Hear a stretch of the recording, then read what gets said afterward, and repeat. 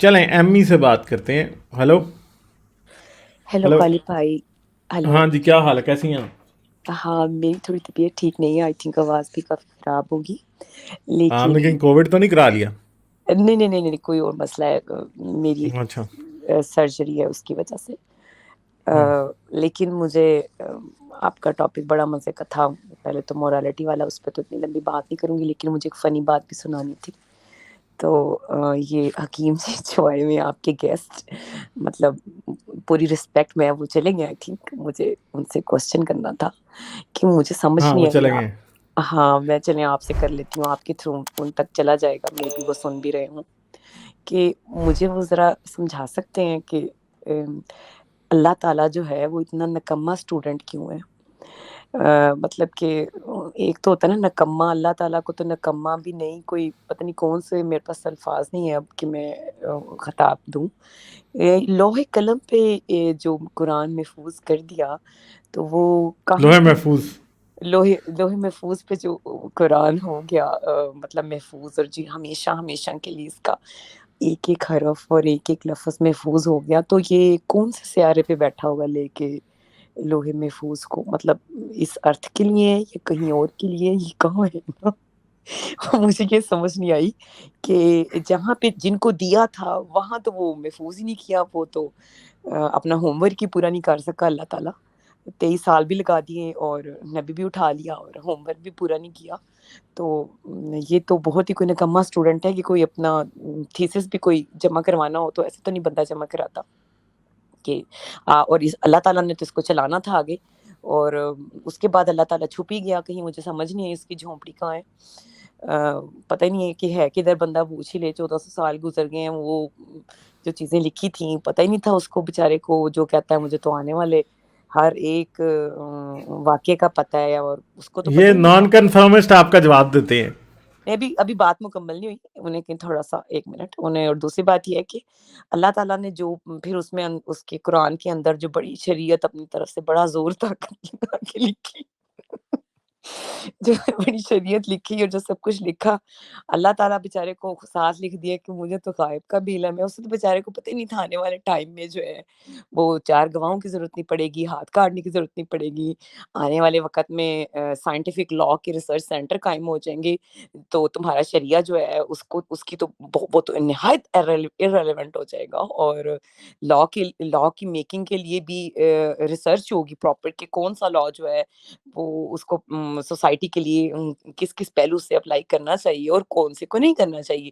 اب اتنا نکما اللہ اور اس کی اتنی نکما ہوم ورک، اور اس کا اوپر سے اس نے کہہ دیا 4 الہامی کتابوں پہ. مطلب میں تو جب دیکھتی ہوں قرآن کو، مجھے تو وہ ایک سینٹنس اردو کا یاد آتا ہے، اونٹ رے اونٹ تیری کون سی کل سیدھی. مجھے تو کوئی سمجھا دے کوئی ایک پوائنٹ سے ہی. میں اسی لیے حکیم جی سے بات کرنا چاہ رہی تھی کہ مجھے وہ نا بس ایک پوائنٹ بتا دیں. میں تھوڑا تسلی کرنا چاہ رہی تھی کہ چلیں ایک پوائنٹ سے بڑا مارکا مار لیا اللہ تعالیٰ نے.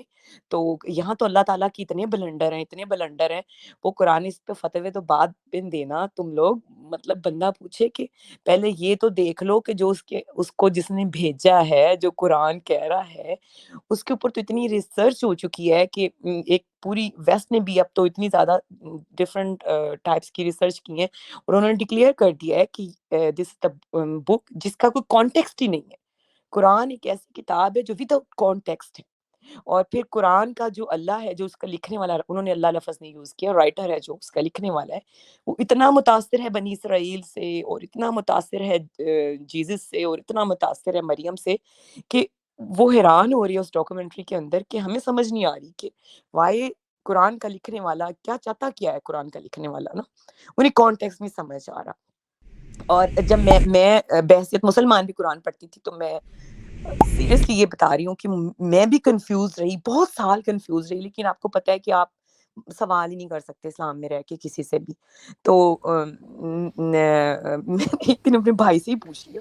میں نے کہا تم مجھے پلیز بتا سکتے ہو کہ یہ جو اللہ تعالیٰ ہے، وائی یہ اتنا زیادہ امپریس ہے بنی اسرائیل سے، اور اس کے بعد ایک دم سے یہ یو ٹرن مارتا ہے اور ان کے قتل کے فتوے دے دیتا ہے. تو میری سمجھ سے باہر ہے. تو وہ کہتا تمہیں کیا مسئلہ ہے اللہ تعالیٰ بنی اسرائیل سے امپریس؟ میں نے کہا مجھے مسئلہ نہیں ہے، مجھے مسئلہ یہ ہے کہ امپریس ہونا ہے اگر اللہ تعالیٰ نے، تو وہ پھر کوئی جو نیا نبی دے رہا ہے، جو نئی چیزیں دے رہا ہے، کوئی وہاں کوئی ایسا کام کرے کہ بندہ کہے کہ ہاں بھی بڑا امپریس کرنے والا کام ہے، اللہ تعالیٰ بتا رہا ہے کہ یہ بڑی اعلیٰ چیز ہے. تو بہرحال قرآن جو ہے مجھے تو اس کی اللہ میاں کے ہوم ورک پہ مطلب کہ افسوس، اللہ تعالیٰ نے جو ہوم ورک کیا اسے محفوظ نہیں کیا، اور اوپر سے جھوٹ بول دیا کہ محفوظ ہے، اور کتاب ایسی لکھی جس کا کوئی کانٹیکسٹ ہی نہیں ہے. آپ کوئی آیت اٹھا کے پڑھ لو، سمجھ نہیں آتی آگے کیا ہے پیچھے کیا ہے. پھر تو ان کو، اور پھر شریعہ لکھی، پھر جو مجتہدین تھے ان کو فیصلے کرنے پڑے، فقہ کے اماموں کو سوچنا پڑا، تفسیریں لکھی، اللہ کے الفاظ کی تفسیریں کرنی پڑ رہی ہیں. حد ہو گئی ہے. مطلب کہ خدا اتنا بونگا ہے کہ اس کے لفظ ہی نہیں کوئی سمجھ سکتا، اتنا ڈفر ہے کہ وہ جو ایکسپلین کرتا ہے بات اس کو کرنی نہیں آتی، اور انسان جو ہے اس کے الفاظ جو ہیں وہ. یہ آپ کو میں بتاؤں کہ آپ یہودیوں سے اللہ میاں کو اسی لیے نفرت ہوئی تھی، جو باتیں آپ اس کے لیے ورڈ یوز کر رہی ہیں وہ بھی وہی یوز کرتے ہوتے تھے. میں بالکل وہ ڈفر کہتے تھے اللہ میاں مانتی ہوں، کو.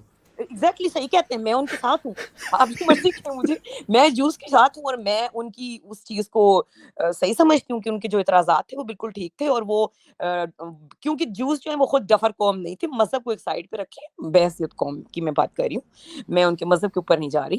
تو ان کے جو اعتراضات تھے وہ کم از کم لاجیکل تھے تھوڑے سے، کہ یہ مطلب ہونی چاہیے چیزیں. اور دوسری بات یہ کہ ایک بچہ پہلے کوئی لڑکا تھوڑا آیا ہوا تھا، حدیث جو ہے وہ تو بندہ پوچھے بھائی حدیثوں پہ بعد میں آنا، پہلے تو تم اپنے اللہ کے ہوم ورک پہ جا کے سوچو یہ کیا کیا ہوا اس نے نا. اور دوسری بات جو تمہیں شریعہ دے دیا ہوا نا بنا کے اس نے، وہ تو ویلڈ ہی نہیں ہو سکتا. انسانی تاریخ کے اس دور میں اتنا نکما خدا ہے تمہارا کہ اسے پتہ ہی نہیں تھا کہ یہ چیز جو ہے اپلائی ہونے کے قابل ہی نہیں ہے، اس نے ہونا ہی نہیں ہے. اور جو یہ اچھا آگے سے اب فنی بات یہ کہ مسلمانوں کا ایک طبقہ جو بڑا خود کو کہتا ہے جی ہم نے جو ہے ریفارم اسلام پیش کر رہے ہیں، وہ خود کو نا ایز اے ریفارمسٹ کہتے ہیں.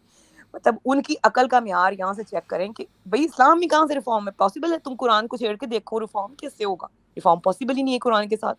بہرحال انہوں نے ایک شوگر کوٹڈ اسلام ویسٹ میں دیا ہوا ہے، تو انہوں نے کیا کیا کہ یونیورسٹی کے اندر نا قرآن جو لا کا ڈپارٹمنٹ تھا اس میں نا کوئی 7-8 تھبا قرآن کا بھیج دیا، قرآن کا بھیج دیا. اب وہ انہوں نے کوئی اپنا پروگرام کیا، تو مطلب ویسٹ میں تھوڑی تمیز ہے، تو وہ کہتے ہیں اگر کسی نے بلایا تو وہ اپنا کوئی بندہ بھیج دیتے ہیں. جو بندہ آ گیا اس کے نام کا لیٹر بھیج کے تو 8 قرآنوں کی جلدیں 8-10 کوئی اتنی تھیں بھیج دیں. تو لا ڈپارٹمنٹ میں کارپوریٹ سیکٹر ہے، لا کا ڈپارٹمنٹ ہے، وہ کہتے ہیں میری بیٹی وہاں کام کرتی تھی پروفیسر کے ساتھ، تو اس نے گئی وہاں، تو انہوں نے کہا کہ اس نے دیکھا تو وہاں تو قرآن کا ڈھیک لگا ہوا ٹیبل پہ، وہ بیچارے پریشان بیٹھے ہیں اب اس کا کریں تو کریں کیا. انہوں نے اس کو پوچھا کیونکہ سیکنڈ نیم مسلمانوں والا ہے، تو انہوں نے کہا کہ ہمیں تم بتا سکتی ہو ہم مطلب اس کا کیا کریں. تو اس نے کہا کہ مجھے نہیں پتا کہ تم اس کے ساتھ کیا کرو نا. انہوں نے کہا تم نہیں جانتی یہ جنہوں نے بھیجا ہے ان کو. وہ جانتی تو تھی لیکن اس نے ڈینائی کر دیا.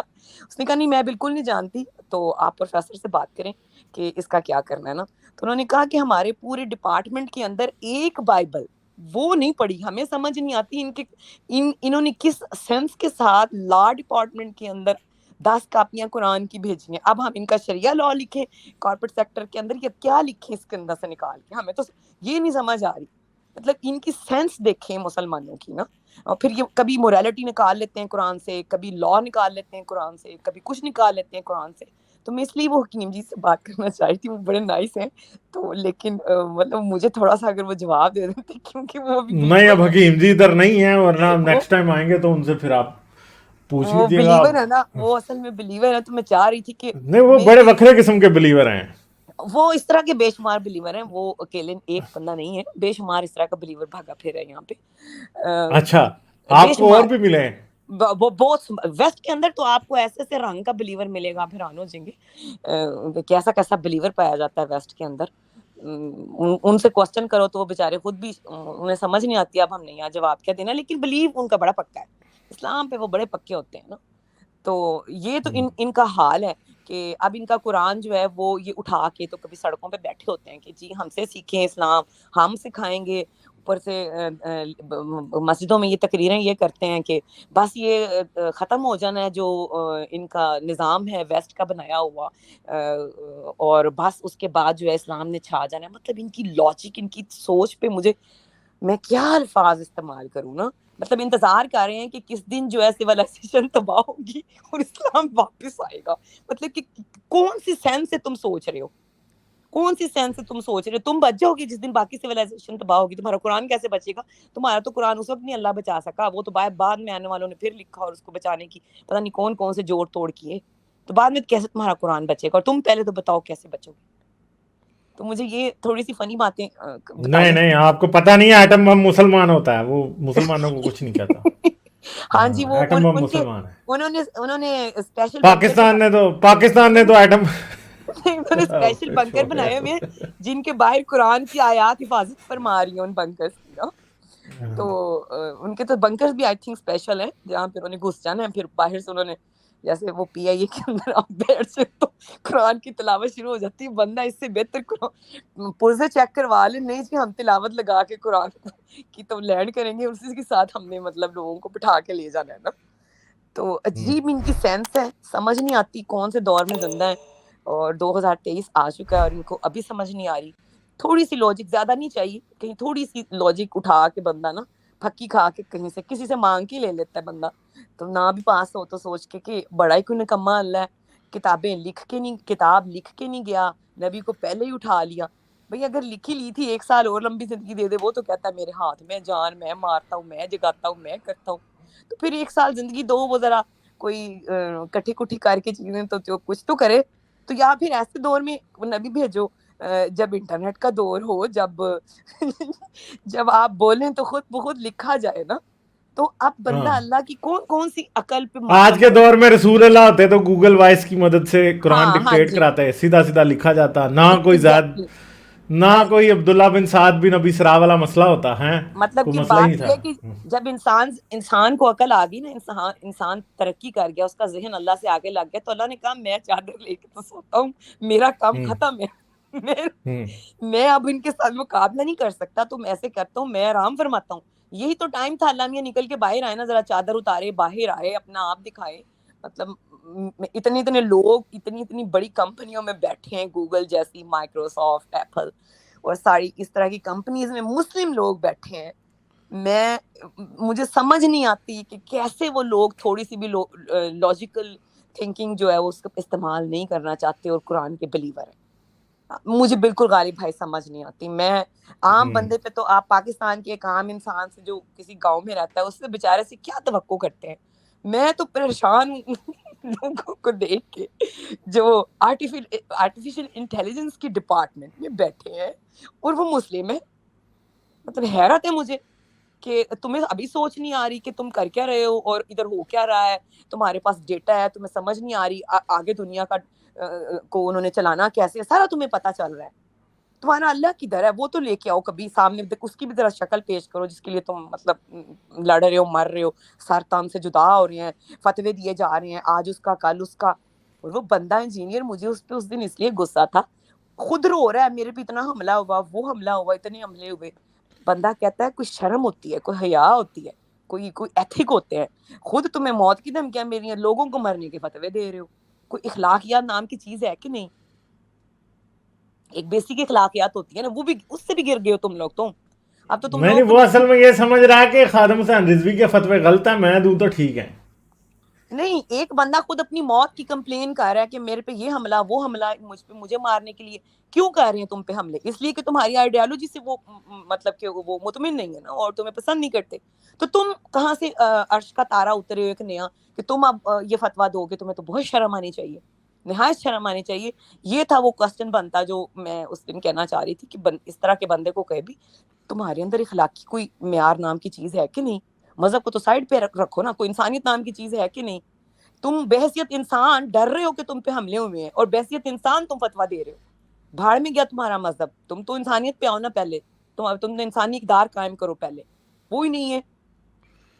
تو مذہب کا تم رائتا بناؤ یا اچار بناؤ، اس سے ہمیں کوئی انٹرسٹ نہیں ہے، جو مرضی اس میں ڈالو، جو نکالو، جو رکھو، جو مرضی کرتے رہو نا، تو اس میں کسی کا کوئی انٹرسٹ نہیں ہے نا. لیکن ایک بیسک جو چیز ہے نا ہیومینٹی، اس پہ تو سٹینڈ کر لو، وہ ہے ہی نہیں تم لوگوں میں. جی ایمی کوئی اور بات آپ کریں گی؟ نہیں غالب بھائی، آپ لیں آگے کالرز کو لیں، بات کریں آپ، پھر انشاءاللہ بات دوبارہ سے ہوگی. چلیں ٹھیک ہے، پھر صحیح ہے، پھر آتی رہیں، پھر کریں گے بات آپ سے. Okay thank you. Like, share اور سبسکرائب کرنا مت بھولیں. اس کے ساتھ ساتھ آپ میرے چینل کو پیٹریون پر سپورٹ کر سکتے ہیں. پیٹریون کا لنک ویڈیو کی ڈسکرپشن میں ہے.